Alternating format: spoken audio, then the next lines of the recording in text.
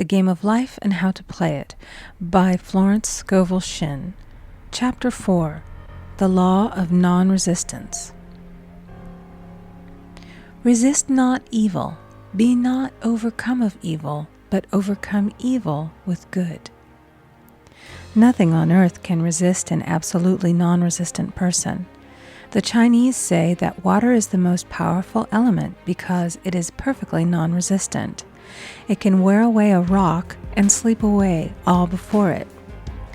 Jesus Christ said, "Resist not evil," for he knew in reality there is no evil, therefore nothing to resist.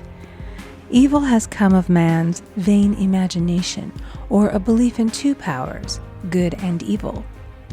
There is an old legend that Adam and Eve ate of Maya, the tree of illusion, and saw two powers instead of one power, God. Therefore, evil is a false law man has made for himself through psychoma, or soul sleep.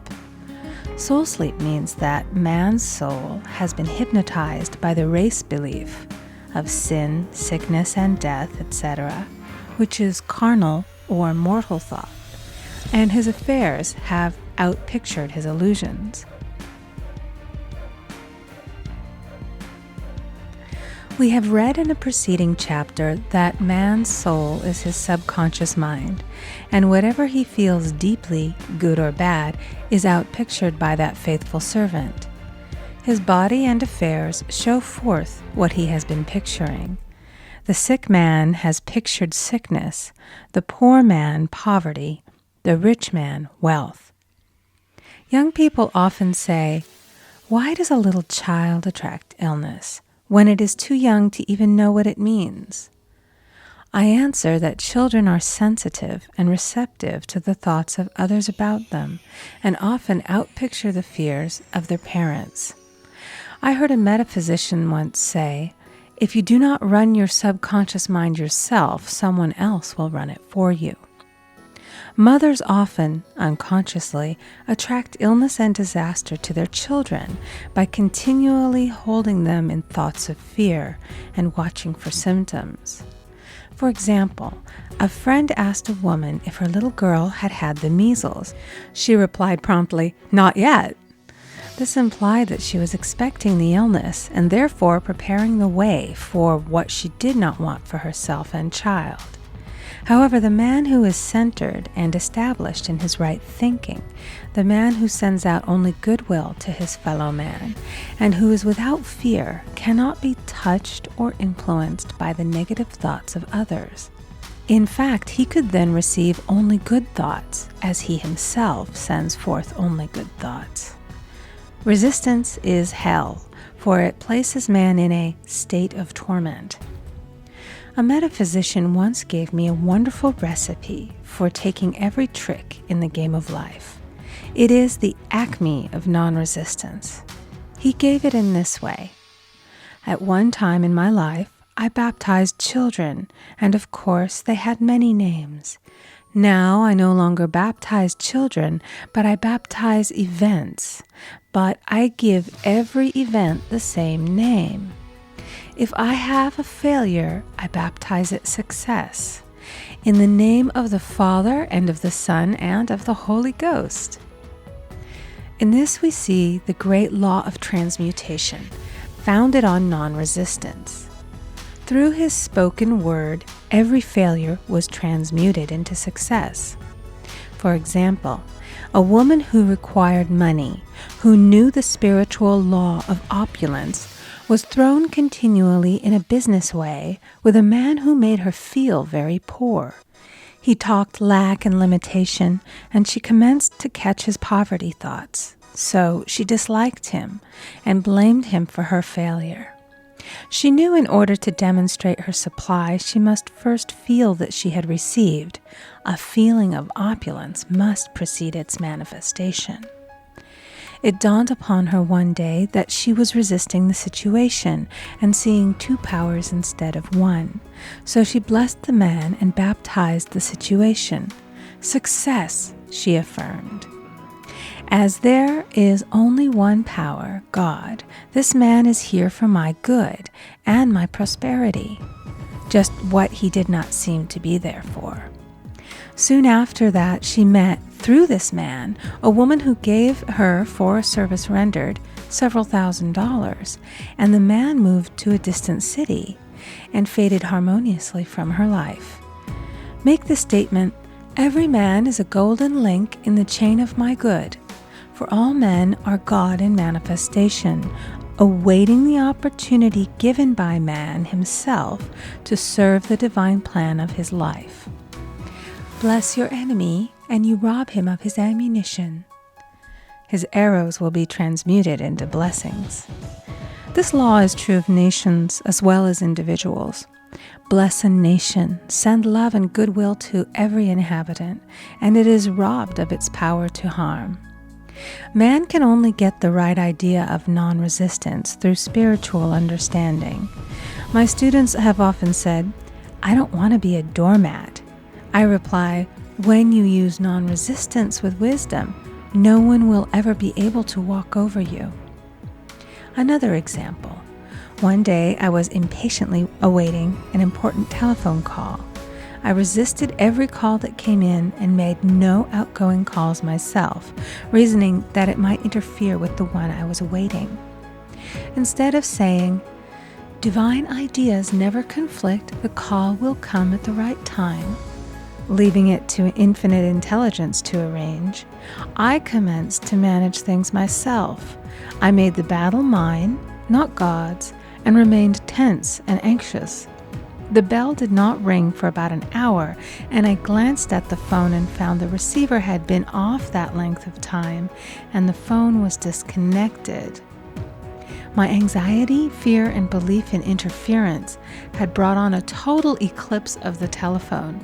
Realizing what I had done, I commenced blessing the situation at once. I baptized it success and affirmed, "I cannot lose any call that belongs to me by divine right. I am under grace and not under law." A friend rushed out to the nearest telephone to notify the company to reconnect. She entered a crowded grocery, but the proprietor left his customers and attended to the call himself. My phone was connected at once, and 2 minutes later I received a very important call, and about an hour afterward, the one I had been awaiting. One's ships come in over a calm sea. So long as man resists a situation, he will have it with him. If he runs away from it, it will run after him. For example, I repeated this to a woman one day, and she replied, "How true that is. I was unhappy at home. I disliked my mother, who was critical and domineering. So I ran away and was married. But I married my mother, for my husband was exactly like my mother, and I had the same situation to face again. Agree with thine adversary quickly." That means agree that the adverse situation is good. Be undisturbed by it, and it falls away of its own weight. "None of these things move me" is a wonderful affirmation. The inharmonious situation comes from some inharmony within man himself. When there is in him no emotional response to an inharmonious situation, it fades away forever from his pathway. So we see man's work is ever with himself. People have said to me, "Give treatments to change my husband or my brother." I reply, "No, I will give treatments to change you. When you change, your husband and your brother will change." One of my students was in the habit of lying. I told her it was a failure method, and if she lied, she would be lied to. She replied, "I don't care. I can't possibly get along without lying." One day she was speaking on the phone to a man with whom she was very much in love. She turned to me and said, "I don't trust him. I know he's lying to me." I replied, "Well, you lie yourself, so someone has to lie to you, and you will be sure it will be just the person you want the truth of." Sometime after that I saw her, and she said, "I'm cured of lying." I questioned, "What cured you?" She replied, "I've been living with a woman who lied worse than I did." One is often cured of his faults by seeing them in others. Life is a mirror, and we find only ourselves reflected in our associates. Living in the past is a failure method and a violation of spiritual law. Jesus Christ said, "Behold, now is the accepted time. Now is the day of salvation." Lot's wife looked back and was turned into a pillar of salt. The robbers of time are the past and the future. Man should bless the past and forget it, if it keeps him in bondage, and bless the future, knowing it has in store for him endless joys, but live fully in the now. For example, a woman came to me complaining that she had no money with which to buy Christmas gifts. She said, "Last year was so different. I had plenty of money and gave lovely presents, and this year I scarcely have a cent." I replied, "You will never demonstrate money while you are pathetic and live in the past. Live fully in the now and get ready to give Christmas presents. Dig your ditches and the money will come." She exclaimed, "I know what to do. I'll buy some tinsel, twine, Christmas seals, and wrapping paper." I replied, "Do that, and the presents will come and stick themselves to the Christmas seals." This too was showing financial fearlessness and faith in God, as the reasoning mind said, "Keep every cent you have, as you are not sure you will get any more." She bought her seals, paper, and twine, and a few days before Christmas received a gift of several $100s. Buying the seals and twine had impressed the subconscious with expectancy and opened the way for the manifestation of the money. She purchased all the presents in plenty of time. Man must live suspended in the moment. Look well, therefore, to this day. Such is the salutation of the dawn. He must be spiritually alert, ever waiting his leads, taking advantage of every opportunity. One day, I said continually, silently, "Infinite Spirit, don't let me miss a trick." And something very important was told to me that evening. It is most necessary to begin the day with the right words. Make an affirmation immediately upon waking. For example, "Thy will be done this day. Today is a day of completion. I give thanks for this perfect day. Miracle shall follow miracle, and wonders shall never cease." Make this a habit, and one will see wonders and miracles come into his life. One morning, I picked up a book and read, "Look with wonder at that which is before you." It seemed to be my message for the day, so I repeated it again and again. Look with wonder at that which is before you. At about noon, a large sum of money was given to me, which I had been desiring for a certain purpose. In the following chapter, I will give affirmations that I have found most effective. However, one should never use an affirmation unless it is absolutely satisfying and convincing to his own consciousness. And often, an affirmative is changed to suit different people. For example, the following has brought success to many.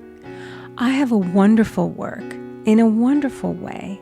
I give wonderful service for wonderful pay. I gave the first 2 lines to one of my students, and she added the last 2. It made a most powerful statement, as there should always be perfect payment for perfect service, and a rhyme sinks easily into the subconscious. She went about singing it aloud, and soon did receive wonderful work in a wonderful way, and gave wonderful service for wonderful pay. Another student, a businessman, took it and changed the word to business. He repeated, "I have a wonderful business in a wonderful way, and I give wonderful service for wonderful pay." That afternoon, he made a $41,000 deal, though there had been no activity in his affairs for months. Every affirmation must be carefully worded and completely cover the ground. For example, I knew a woman who was in great need and made a demand for work. She received a great deal of work, but was never paid anything. She now knows to add wonderful service for wonderful pay. It is man's divine right to have plenty, more than enough. His barns should be full, and his cup should flow over. This is God's idea for man, and when man breaks down the barriers of lack in his own consciousness, the golden age will be his, and every righteous desire of his heart fulfilled. End of chapter 4. Recording by Amy Conger.